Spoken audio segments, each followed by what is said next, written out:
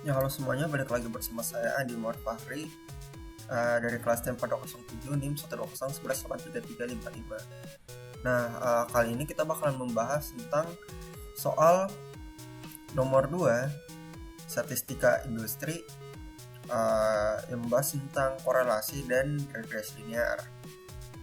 Nah, langsung saja ke pertanyaannya, apakah mobil yang lebih berat benar-benar menggunakan lebih banyak bensin dibandingkan mobil yang ringan? Misalkan sebuah mobil dipilih secara acak. X adalah bobot mobil dalam ratusan pon dan Y adalah konsumsi bensin dalam mil per galon.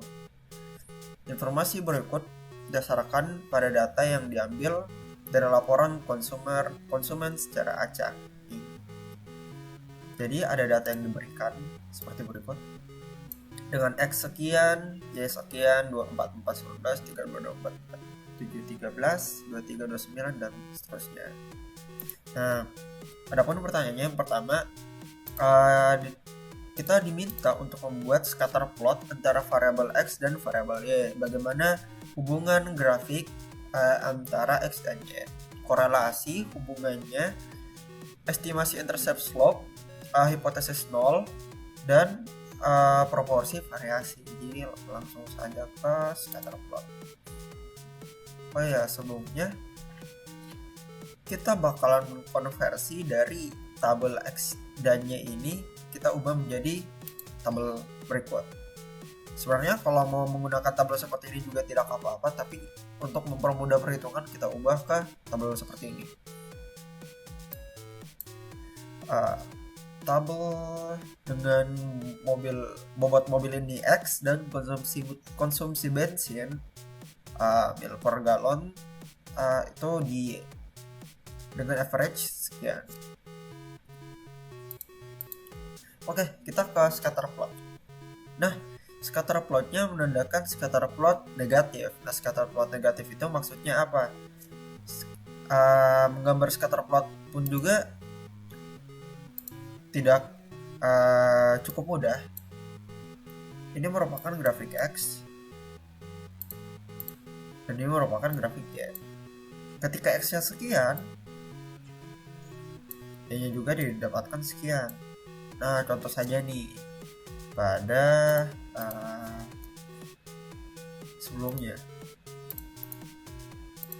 ketika buat X sama dengan 27, di sini X sama dengan 27, konsumsi mesin 30.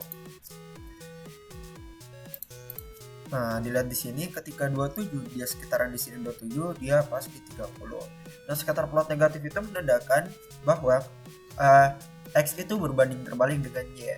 Semakin besar X, maka semakin kecil Y. Semakin besar Y, semakin kecil juga X. Jadi kayak berbanding terbalik antara X dan Y-nya. Untuk scatter plot hubungan antara bobot mobil dengan bensin hanya seperti itu aja. Kita lanjut ke korelasi sampel. Nah, sebelum kita menentukan korelasi sampel, kita bakalan membuat tabel regresinya dulu. Nah, tabel regresi itu seperti ini. Dengan XI ini X dikurangin X rata-rata. X ini dikurangin X rata-rata, ini dikurangin X rata-rata. X rata-rata itu yang mana? X rata-rata itu yang ini.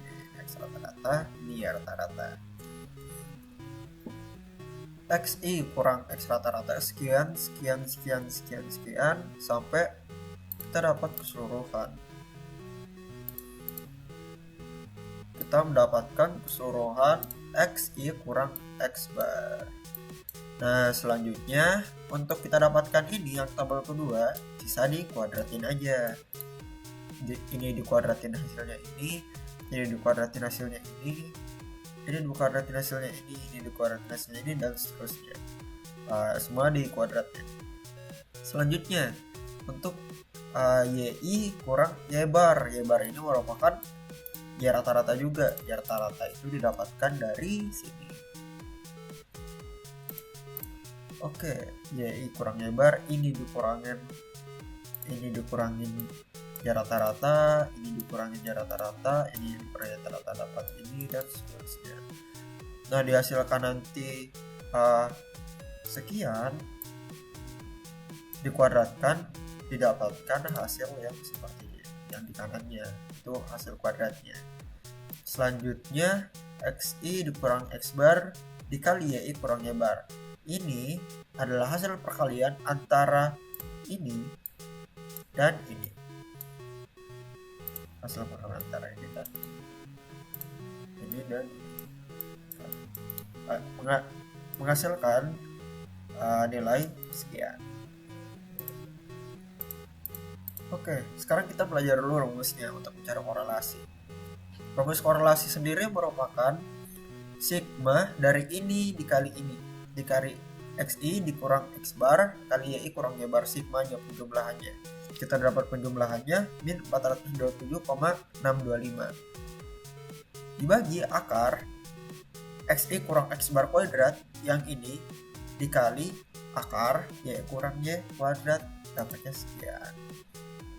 Diakali hasilnya dapatnya sekian. Oke. Min 0,946. Nah, nilai ini menandakan apa? Min 0,946. Min 0,94 ini menandakan nilai korelasi mendekati min 1 ataupun 1, sehingga dapat dikatakan korelasi antara X dan Y ini merupakan korelasi yang cukup kuat. Oke, untuk korelasi sampel kita sudah selesai. Kita ke estimasi intercept A dan slope B. Nah,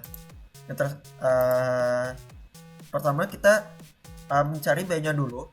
Kita tidak bisa mencari A karena untuk mencari A kita memerlukan angka dari B dulu. B sendiri merupakan sigma xi kurang x kali y kurang y yang ini, istilah ini, dibagi xi kurang x yang kuadrat ini. Jadi ini dibagi dengan ini, hasilnya yang ini.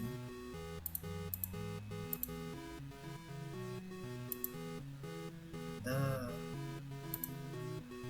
untuk mendapatkan A-nya sendiri, Y kurang BX. Nah, Y-nya ini dapat dari mana?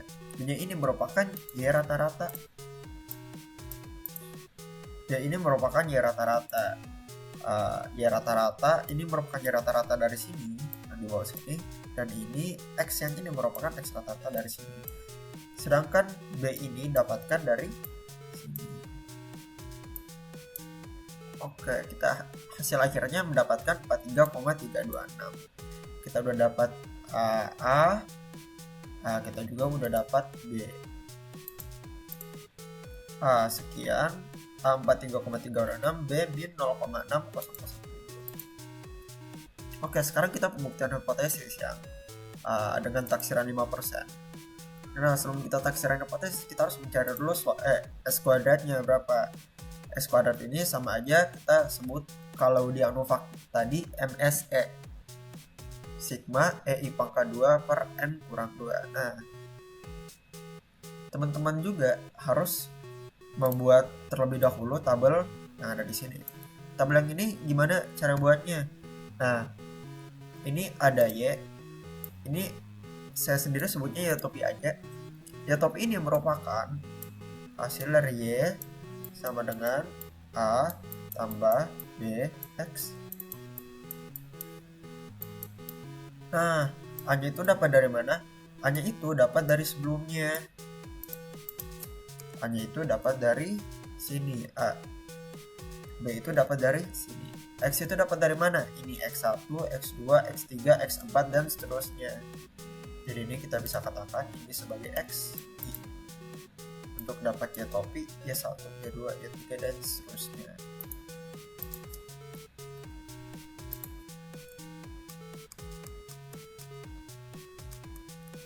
Oke.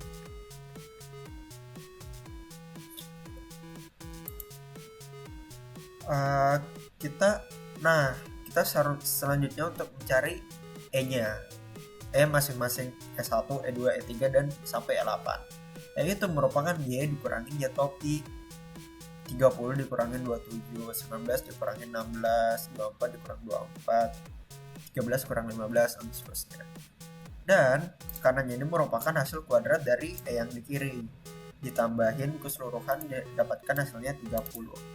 30 N dikurangin 2. N-nya itu total datanya ada berapa? 1, 2, 3, 4, 5, 6 sampai 8. Di sini angka 8 di sini. Didapatkan hasilnya di 5 untuk S kuadrat. Nah, sekarang kita mencari standar error untuk koefisien log B. SB sendiri merupakan akar dari S kuadrat yang udah dapatin sebelumnya yang di sini. S kuadrat yang di sini. Ini S kuadrat dibagi sigma XI kurang X kuadrat. Sigma XI kurang X kuadrat didapatkan dari hasil yang telah dapatkan sebelumnya. Sigma XI X kuadrat 711,875. 0,084. Nah, karena kita udah dapat SB-nya, kita menentukan hipotesisnya.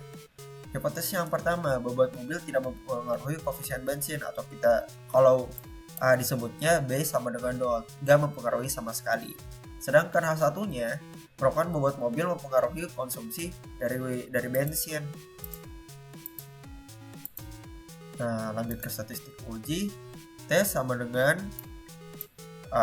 B ini yang udah dapat sebelumnya tadi kurang beta. Kenapa kita anggap 0? Karena kita sesuai dari H0 dulu, kita pakai H0 dulu, dan SB kita dapatkan min 7,151, dapat sekian.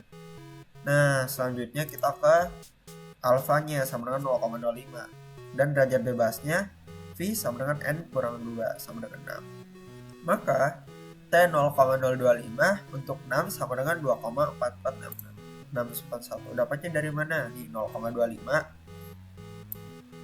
dan 6. Yang mana?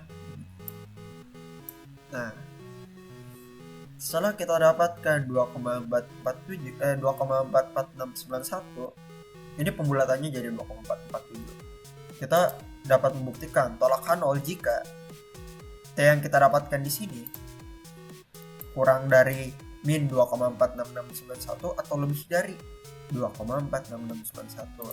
Ternyata setelah dibuktikan min 7,151 bahwa kurang dari min 2,44691, maka H0-nya ditolak.